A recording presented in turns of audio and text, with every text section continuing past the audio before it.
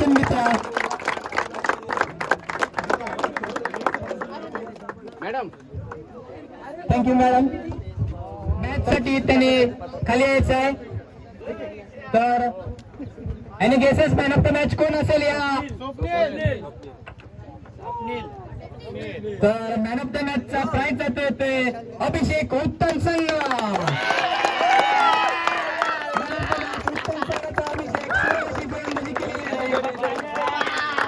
तर अभिजित मातेतर्फे या मॅन ऑफ द मॅच चा प्राइज आलेला आहे.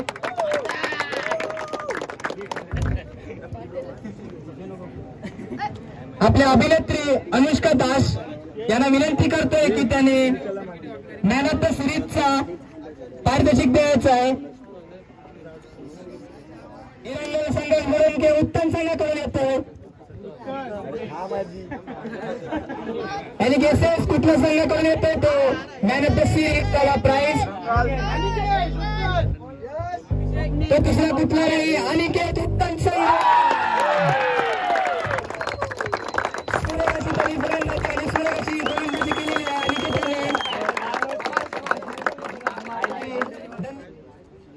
The annual prize distribution ceremony is the acknowledgement of the achievement of the city. आपल्या बेस बॉलर साठी बेस बॉलर कोण असेल तो आपल्या गावातील मुळे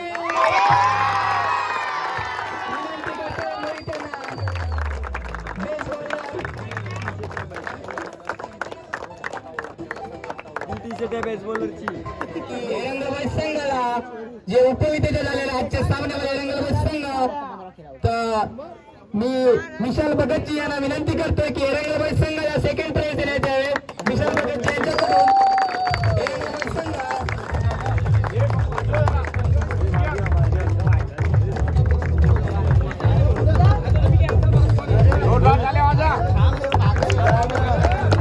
विशाल भगतजी यांनी आपल्याला या ट्रॉफीचे अरेंजमेंट करून दिली होती. विशाल भगतजी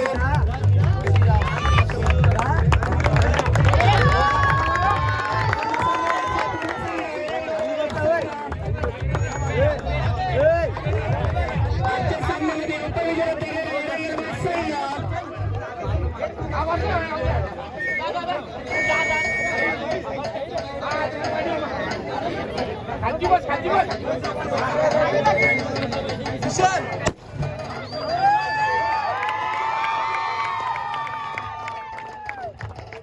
रंगलबाई संघाचा विरादेवी माते की गणपतराव महाराज की. उत्तम संघाचा कॅप्टन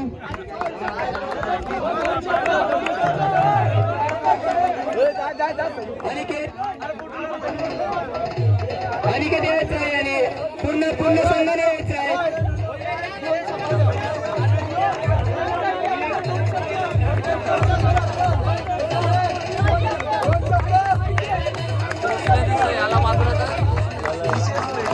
तसेच मी विनंती करतो उत्तम संघाचे कर्णधार अनिकेत यांना या टुर्नामेंट बद्दल 2 शब्द बोलायचे त्याने.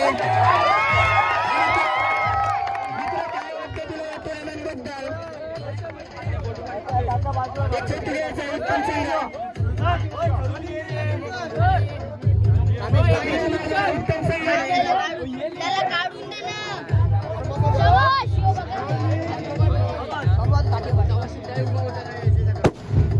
आदित्य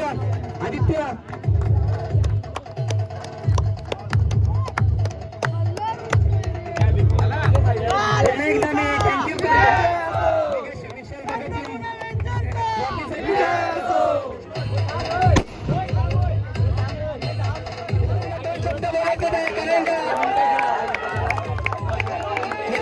मुकेश मात्रे यांच्यातर्फे आदित्य मुकेश मात्रे मित्रा 2 शब्द या टुर्नामेंट बद्दल.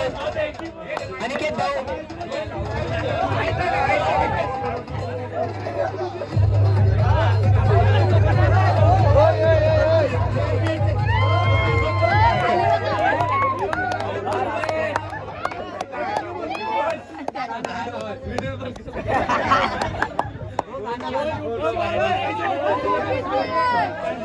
अरे बोल काय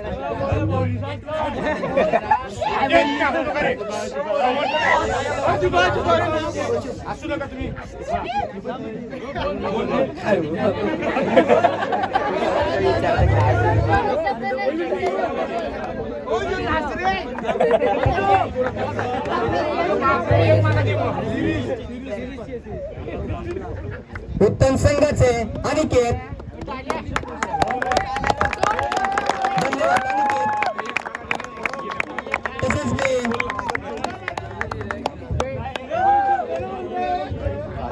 एरंगल बॉईज संघाचा बेस बॉलर मोहितला विनंती करतोय की त्याने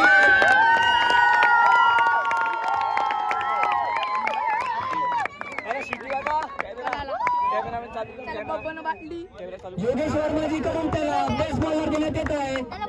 सूर्यकाशी गोलंदाजी केली होती मोहित यांनी. कालच्या अंगाला या अंगाला सूर्यकाशी गोलंदाजी केली मोहित यांनी. आपल्या संघासाठी मोहितला 2 शब्द आपल्या टुर्नामेंट बद्दल मोहित ठाकूर यांना 2 शब्द बोलायचा या टुर्नामेंट बद्दल. कसं आयोजन आहे, कसं आहे. सुरेख टुर्नामेंट ऑर्गनाईज केली एरंगल बॉईज ज्युनियरनी.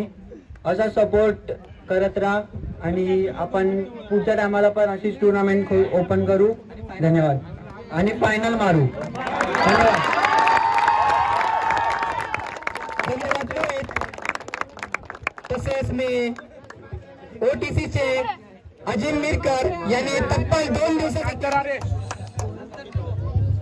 या इतका उत्कृष्ट असा टुर्नामेंटचे आयोजक आपले एरंगल जूनियर बॉयज आणि सर्व खेळाडू. बहुत ही सुंदर ऐसा आयोजन और आयोजन की सुंदरता जो उसमें पार्टिसिपेट करते हैं उनके जोश से होती है. और मैंने देखा यहाँ पर जोश की कोई कमी नहीं थी और एक इलेक्ट्रीफाइड जिसको बोलते हैं यानी वातावरण के अंदर पावर जिसको बोलते हैं ना, जब इतने सारे यूथ इकट्ठा हो जाते हैं और कंपटीशन होता है तो पूरे वातावरण में एक तरंगे उठनी शुरू हो जाती है. और वो इलेक्ट्रीफाइड जो कंपटीशन होता है उसको देखने में भी मजा आता है, उसको सुनने में भी मजा आता है. ये जो यूथ होता है, ये जो 18 से और 35 साल के बीच ये जो समय होता है, ये अपने जीवन का सबसे शानदार समय होता है.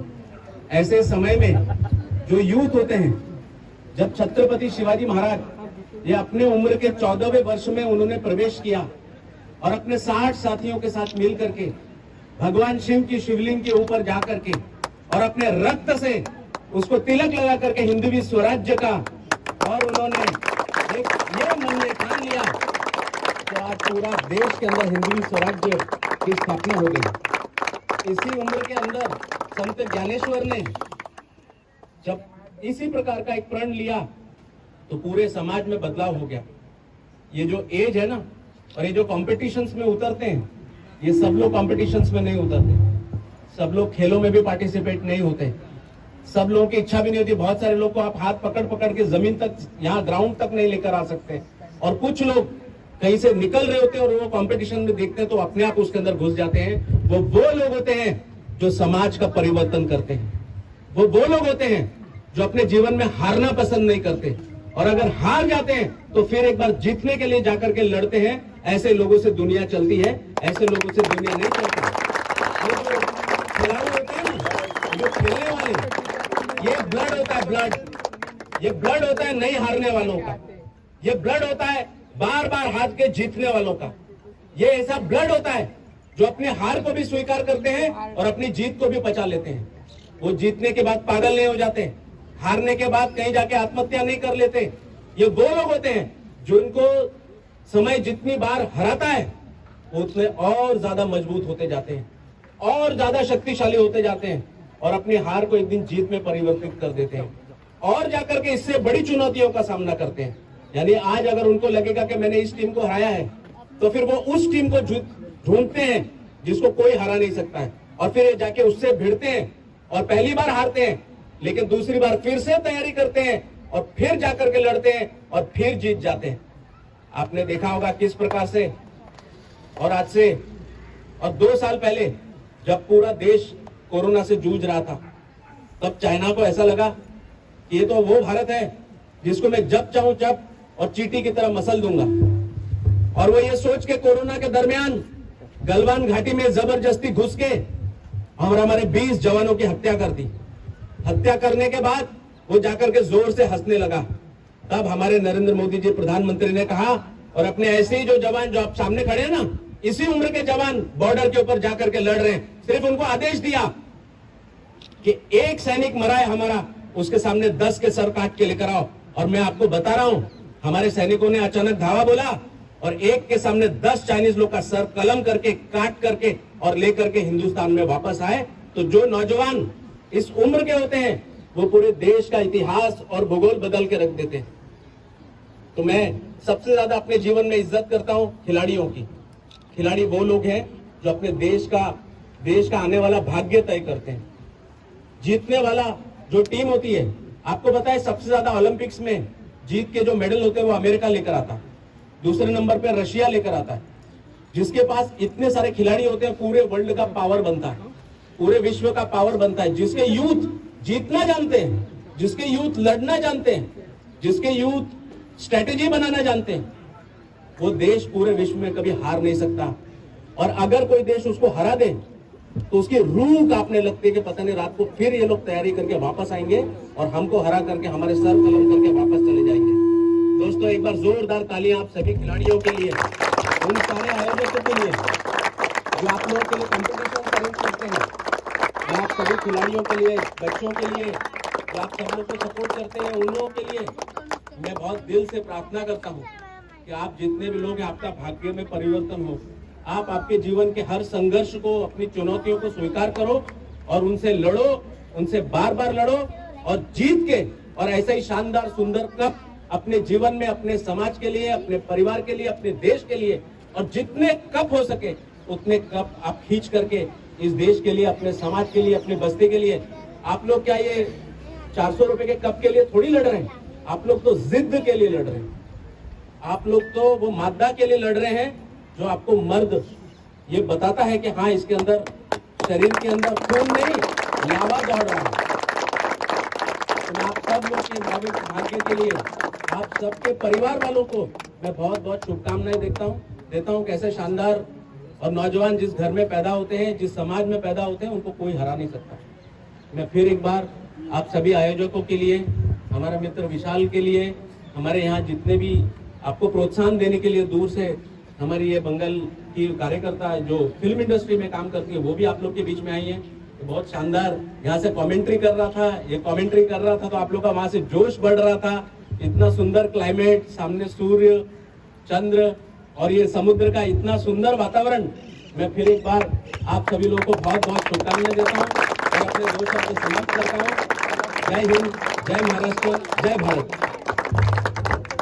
थँक्यू अशोक वर्मा जी. तसेच मी विनंती, माता की जय, भारत माता की जय, जय जय जय जय जय शिवाजी, जय जय जय जय भवानी, जय जय जय जय जय भवानी, जय जय जय जय जय शिवाजी. आज एरंगल बॉयज 19 का फाइनल मैच में आप लोग को प्रथम और द्वितीय जो पुरस्कार मिला है, आप तमाम लोगों को बहुत बहुत अभिनंदन. जिस प्रकार से आज हमारे देश में कहा जाता है, youth is the power of the nation. आज अगर देश का कोई भविष्य है तो वो यूथ है और आप लोग हैं. आप लोग लोकल पर वोकल, आपने, हमारे माननीय प्रधानमंत्री जी ने कहा है कि लोकल पर वोकल पे काम करना है. तो मैं ये चाहता हूं, जिस प्रकार से आज एंकरिंग के माध्यम से लोगों को बताया जाता है क्रिकेट के बारे में, और भी प्रतियोगिता हो, अलग अलग खेल की प्रतियोगिता हो, उसमें भी आप लोग भाग लें. और मैं चाहता हूं कि आप इसी प्रकार से आगे भी कार्यक्रम करते रहें. और मैं फिर से एक बार याद दिला देना चाहता हूं कि आपके प्रिय साथी जो कोरोना काल में नहीं रहे, ऐसे कैलाश जी के लिए मैं बताया हूं, उनका मेमोरियल ट्रॉफी का मैं योगदान दूंगा. मैं योगी जी से भी बात किया हूं और उन्होंने भी कहा है कि वो कार्यक्रम को बहुत भव्य तरीके से करेंगे और उनको याद अच्छी तरह से उस समय करके लोगों को बताएंगे कि हर कलाकार जीवित रहता है, ये कभी जाता नहीं है किसी के दिल से। जय हिंद दोस्तों, वंदे मातरम। आप लोग बहुत बहुत शुभकामनाएं।